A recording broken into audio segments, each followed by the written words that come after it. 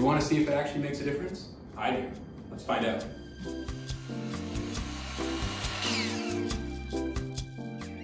Have you guys ever wondered if frog tape is actually worth it? What really is the difference between frog tape and regular painter's tape?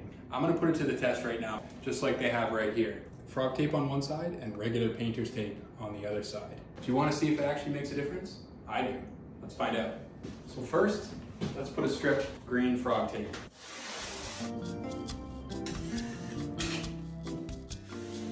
Make sure the sides are all pressed in.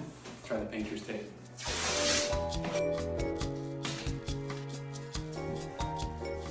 I'm going to make sure I push in the sides nice and tight. Let's see. On in. I'll do one spray from the bottom up of each piece.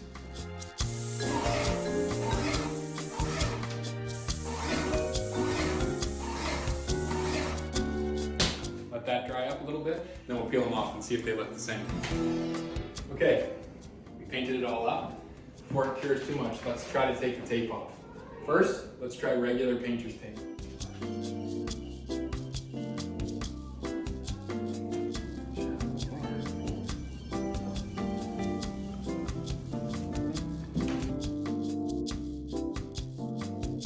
Okay, so that was regular painter's tape. Let's see how frog tape performed.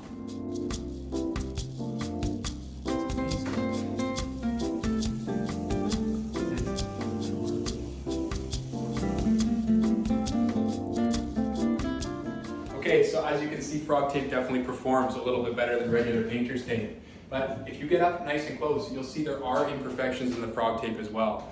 Now maybe that was user error, maybe it was too much paint, but the fact that it can happen means that you have to watch our other video that tells you exactly how to make sure that your tape lines are going to be perfect every single time. Frog tape's better, but it's not perfect.